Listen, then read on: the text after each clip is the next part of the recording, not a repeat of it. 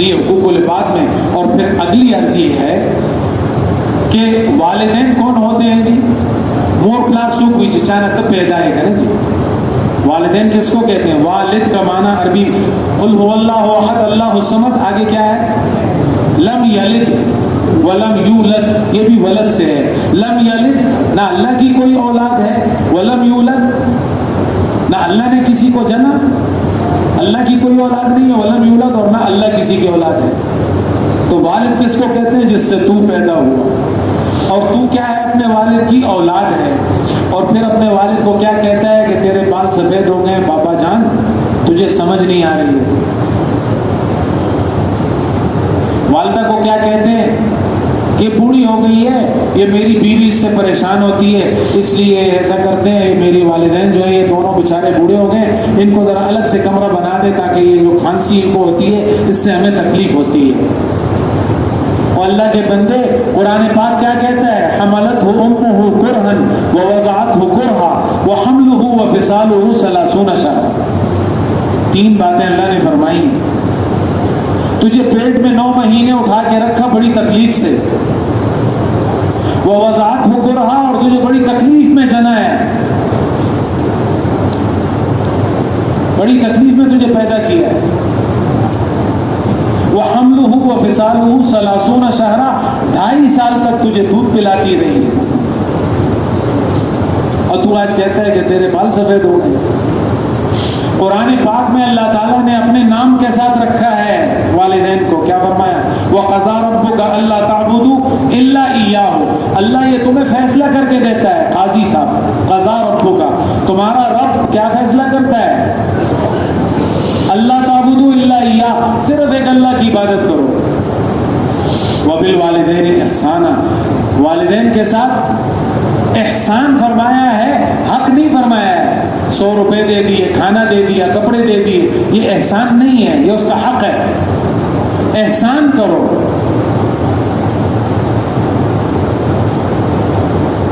بڑے افسوس کی بات ہے، اللہ ہم سب کو معاف فرمائے.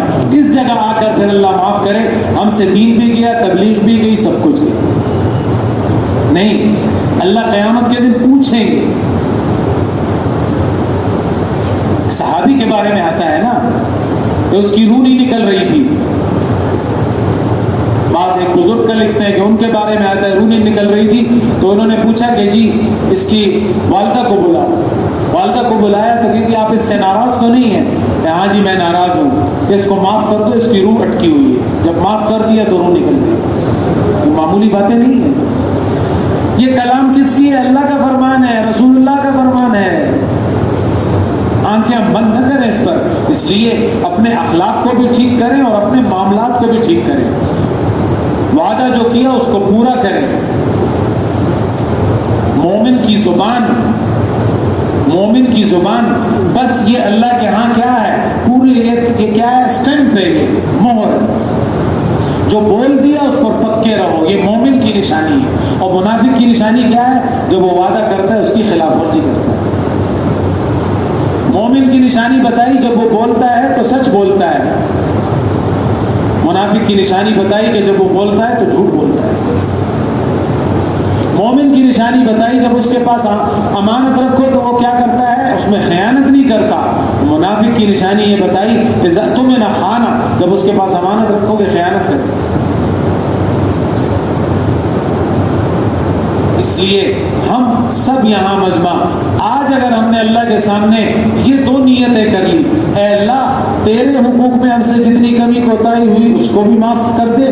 آج کے بعد اے اللہ میں تیرے حق کو ضائع نہیں کروں گا. دوسری یہ نیت کر لیں، اے اللہ آج تک مجھ سے جتنے رشتہ دار ناراض ہیں، جتنے میں نے اپنے رشتہ داروں کے حقوق میں حق تلفی کی ہے، اے اللہ تو بھی مجھے معاف کر دے. اور میں آج رات میں کیا پتہ میری موت آ جائے، کل اے اللہ چلو رات گزر گئی، کل اے اللہ میں ضرور ہر ایک کے پاس جا کر اس سے معافی مانگوں گا. وہ مجھ سے چھوٹا ہے، میں سفید ریش ہوں، وہ نوجوان ہے، لیکن میں نے اس کے حق کو ضائع کیا، میں نے اس کو برا بھلا کہا ہے، غلطی بھی اس کی ہے، پھر بھی میں معافی مانگتا ہوں. خیال کرنا، یہ حقوق کی بات جہاں آتی ہے تو حدیث کے آخری الفاظ یہ ہیں کیا کہ ایک حدیث تو پوری یہ چھوٹی حدیث ہے، البادئ بالسلام برئ من الکبر، حدیث میں فرمایا جو سلام سے ابتدا کرے گا تو وہ تکبر سے بری ہو جائے گا۔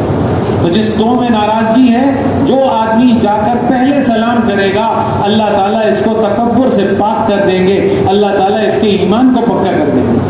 تکبر اللہ کی چادر ہے، ایمان یہ تیری صفت ہے۔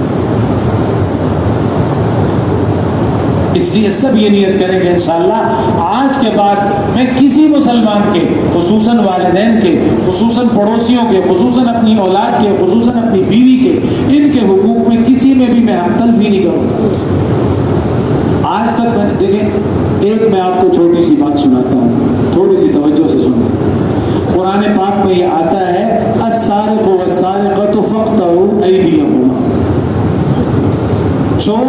چوری کرنے والا مرد اور چوری کرنے والی عورت جب وہ پکڑے جائیں اور ان پر گواہی ہو جائے تو تم ان کے ہاتھ کو کاٹ دو۔ ٹھیک ہے جی، مسئلہ یہ ہے، مسئلہ سناتے نہیں ہے، میں آپ کو سمجھانے کے لیے سنا رہا ہوں۔ چور کے ہاتھ کو کاٹ دیا تو ہماری سمجھ تو یہ کہتی ہے نا، اس نے چوری کر لی، اس کا ہاتھ کٹ گیا، بس اس کا گناہ معاف ہو گیا، بس یہ ٹھیک ٹھاک ہو گیا۔ حالانکہ ایسا نہیں ہے، ایسا نہیں ہے۔ چوری کرنا کیا ہے؟ گناہ کبیرہ ہے، اور گناہ کبیرہ یہ اللہ کا حق ضائع کر رہا ہے۔ بندے کا حق ضائع کرنے پر تو اس کو دنیا میں سزا مل گئی، لیکن خیال کرنا مرنے کے بعد اللہ تعالیٰ اس سے چوری کا پوچھیں گے۔ یہ مطلب نہیں ہے کہ ہاتھ کٹ گیا تو بس ختم ہو گیا۔ ایک دفعہ کسی مسلمان کا حق خراب کر دیا، دنیا میں اس کا بدلہ دے دیا، ٹھیک ہے، پھر بھی اللہ سے معافی مانگنی پڑے گی، ایسا نہیں ہے۔ سمجھ میں آئی نا جی؟ ہم مومن بندے کا، اپنے والدین کا، اپنے رشتہ داروں کا حق بھی ادا کر دیں، پھر اللہ کے سامنے 2 رکعت نماز پڑھ کے اللہ سے توبہ کر کے اپنے اس بڑے گناہ کو معاف کروا لیں، پھر معاملہ ٹھیک ہو۔ اور اخلاص کے ساتھ، دین کے ہر عمل میں اخلاص مطلوب ہے۔ اخلاص کے ساتھ اگر ہم ان اعمال میں لگیں گے میرے بھائیوں دوستوں بزرگوں، اللہ کے ہاں بہت بڑا درجہ ہے۔ اور اگر بغیر اخلاص کے ہے تو اللہ معاف کرے، بس قیامت کے دن، بس یہ حدیث کا یہ چھوٹا سا لفظ ہے، قیامت کے دن اللہ تعالیٰ فرماتے ہیں میں اس کو شریک کے حوالے کر دوں گا کہ میرے لیے یہ عمل نہیں کیا تھا، جس کے لیے کیا تھا اس سے اس کا بدلہ لیا۔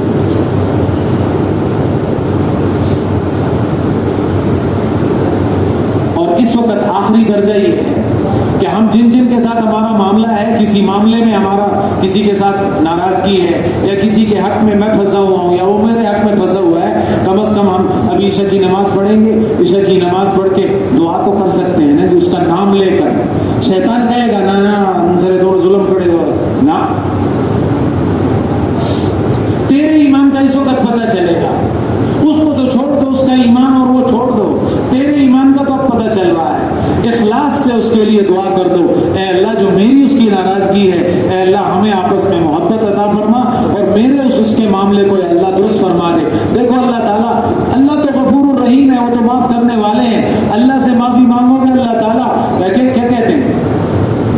ایک حدیث میں یہ ارشاد فرما دیا جو اپنے اور اللہ کا معاملہ ٹھیک کر دے گا، اللہ تعالیٰ اس کے اور لوگوں کے درمیان کے معاملے کو بھی ٹھیک کر دے گا، اخلاص کے ساتھ۔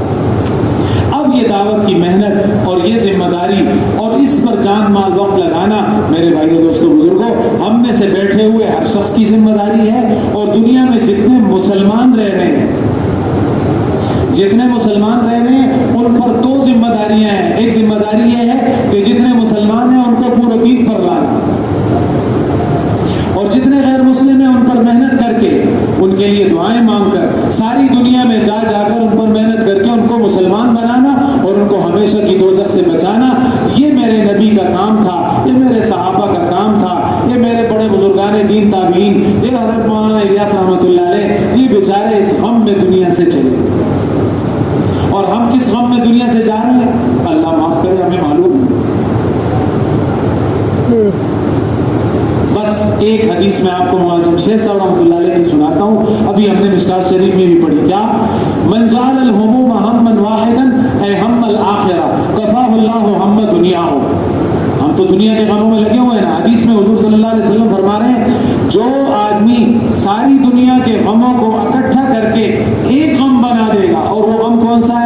आखिरह, आखिरत का गम।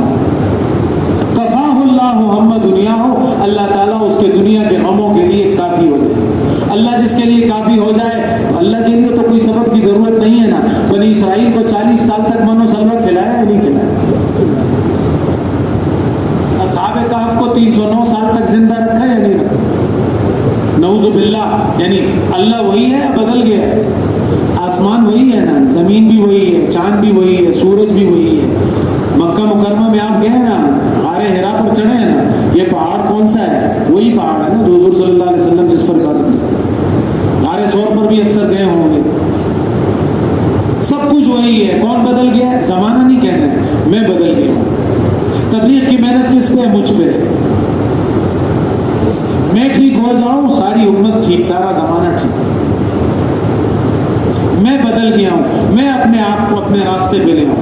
इहदिनस सिरातल मुस्तकीम नमाज में तो पढ़ता हूँ, हकीकत में मैं इहदिनस सिरातल मुस्तकीम पढ़ता हूँ। बस उसके लिए ये दरख्वास्त है। माशाअल्लाह आपने इतनी तफसील से बात भी सुनी, बड़ी तवज्जो से सुनी।